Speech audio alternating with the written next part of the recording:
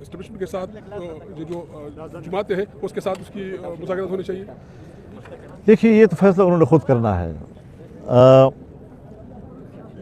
یہ انہوں نے ہی کہا تھا کہ ہم اسٹیبلشمنٹ کے مخالف ہیں, ہماری جنگ اسٹیبلشمنٹ کے ساتھ ہے. یہ انہوں نے ہی کہا تھا کہ ہم بات کریں گے تو اسٹیبلشمنٹ کے ساتھ کریں گے. یہ انہوں نے ہی کہا تھا کہ ہم مسلم لیگ اور پیپلز پارٹی سے بالکل بات نہیں کریں گے. اب ان کو یہ بات سمجھ میں آئی ہے کہ نہیں حکومت سے بات ہونی چاہیے, سو حکومت سے بات بھی ہو رہی ہے, لیکن ہمیں بظاہر کوئی پیش رفت بھی نظر نہیں آ رہی. میری خواہش یہ ہے, کیونکہ میری جماعت سیاسی جماعت ہے, وہ سیاسی عمل پہ یقین رکھتی ہے, مذاکرات کے ذریعے سے مسئلے کے حل پر یقین رکھتی ہے. لہٰذا اگر سیاسی مذاکرات کے ذریعے سے مسائل حل ہوتے ہیں اور اگر اختلاف ختم نہ بھی ہوں, تب بھی اگر رویوں میں اعتدال آتا ہے تو یہ بھی ایک اچھا ایک مناسب سیاسی ماحول ملک کو عطا کرتا ہے. ہم پر امید رہیں گے کہ اللہ تعالیٰ یہ مذاکرات کامیاب کریں. اس حوالے سے مسلم لیگ نون بھی دو دڑ کا شکار ہے, کیونکہ رانا ثناء اللہ کی کل کی بیان اگر دیکھا جائے تو وہ مذاکرات کے حق میں ہے. جو دیکھیے میں ایسے سوالات کا جواب نہیں دیا کرتا نا, میں ان کے ہر آدمی کے پارٹی کیا کہتی ہے, پارٹی کی بات کرو نا, میں پارٹی کی بات پر تبصرہ کروں گا, میں کسی ایک آدمی کے بیان پر تبصرہ نہیں کرتا. ورنہ پی ٹی آئی ایک طرف بطور جماعت ہم سے اور بات کر رہی ہے, ان کے کچھ لوگ ہمارے خلاف اور بات کر رہے ہیں. میں نے ان کی بیانات کا کوئی جواب نہیں دیا, کیونکہ وہ اتھارٹی نہیں ہے, ان کے بیان کی کوئی پارٹی حیثیت نہیں ہے. اس کا محاسبہ پارٹی خود کرے نا, میں کیوں اس کا جواب دوں. مذاکرات کی جوڑ توڑ جو جاری ہے اس حوالے سے آپ کیا کہنا چاہیں گے؟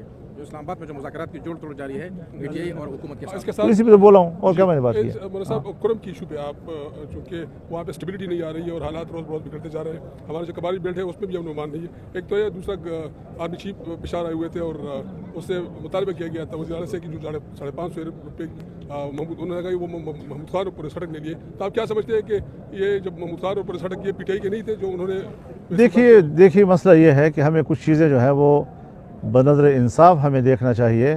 اس صوبے میں حکومت کی کوئی رٹ نہیں ہے, جیسے یہاں حکومت ہے ہی نہیں, اور کچھ لوگ ہیں جو کرسیوں پہ بٹھائے گئے ہیں, اسٹیبلشمنٹ کی آشیرواد کے ساتھ کرسیوں پہ بیٹھے ہیں, اور اس وقت یہاں پر رشوتوں کا بازار گرم ہے اور کمیشنوں کا مکمل طور پر یہ نظام چل رہا ہے. کرم کا جہاں تک مسئلہ ہے, اگرچہ آج میں نے خبر دیکھی ہے کہ وہاں پر کوئی فوجی آپریشن کا فیصلہ ہوا ہے. میں سوچتا ہوں کہ فوجی آپریشن اور طاقت کے ذریعے مسئلے کا حل یہ ناعاقبت اندیشی ہوگی. ہم جرگے کے ذریعے سے مسئلے کے حل کو ترجیح دیتے ہیں. ہمارے پاس وہ ایک نظام موجود ہے اور ہم اس حوالے سے روڈ میپ ہم طے کر سکتے ہیں, اور اس میں اگر اسٹیبلشمنٹ ہمارے ساتھ اعتماد پیدا کرنا چاہتی ہے تو ظاہر بات ہے کہ قبائلی علاقوں میں اس وقت امن و امان کے حوالے سے رٹ ہمارے فوج کی ہے, اسٹیبلشمنٹ کی ہے. تو اس پر ان کو یک طرفہ کوئی فیصلہ کرنے کی بجائے سیاستدانوں کے ساتھ بات کرنی چاہیے.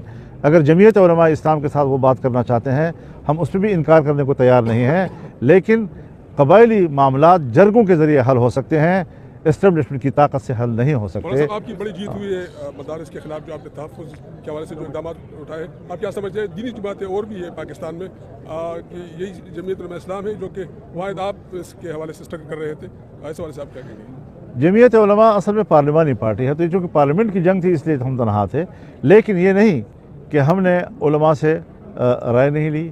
تمام جو تنظیمات مدارس ہے, اتحاد تنظیمات مدارس, ان سے رابطہ رہا.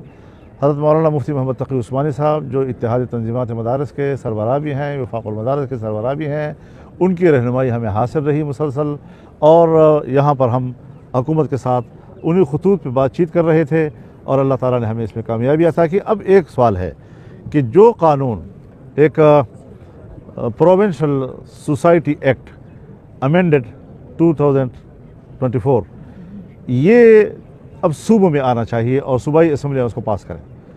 اگر صوبائی اسمبلیاں اس کو پاس نہیں کرے گی تو پھر اس کی افادیت صرف وفاق تک ہوگی. ہمیں پورے ملک کے اندر چاہیے, اور یہ تحریک مدارس کے لیے پورے ملک کے لیے تھی, نہ کہ صرف ایک مخصوص وفاقی حلقے کے لیے. حضرت مولانا صاحب پہلے پی ٹی آئی آپ کے گھر کی بڑی چکر لگایا کرتی تھی, اب قیدی 804 کو سزا ہونے کے بعد اب کیا صورتحال ہے؟ آپ کے پاس کوئی دوا لینے کوئی مشورہ لینے آ رہی کہ نہیں؟ دیکھیے اس وقت تو 26ویں ترمیم کا معاملہ تھا اور ہم نے دن رات ایک کر کے گزارا ہے، وہ جس طرح ہم نے گزارا ہے وہ ہمیں معلوم ہے۔ حکومت بھی آتی تھی، اپوزیشن بھی آتی تھی، ایک مضبوط رابطوں کے ذریعے سے ہم نے وہ مسئلہ حل کیا۔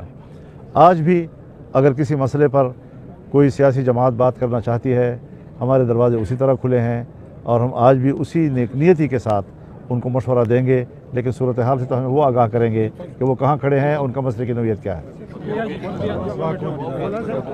ہاں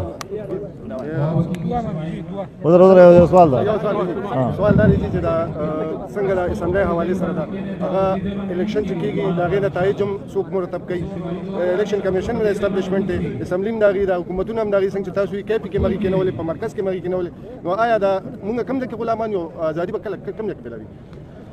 نو ازادي خدا سے نہیں جو پش پش پک راضی خو پر مسلسل جدوجہد په کوم یو موقف نیولای دا 2018 کې داندې شو هغه ممنوع ده منلې، په 2024 کې شو هغه ممنوع ده منلې، پی ڈی ایم جماعتونو 2018 د نتایجو خلاف متحده تحریک چلاو، نن هغه پی ڈی ایم جماعتونو لاړ حکومت جوړ کړ په دانلې او جمعیت علماء هغه سم په خپل موقف باندې ولاړ ده او خپل موقف باندې خپل تاریخ موقف باندې بوز ان شاء الله.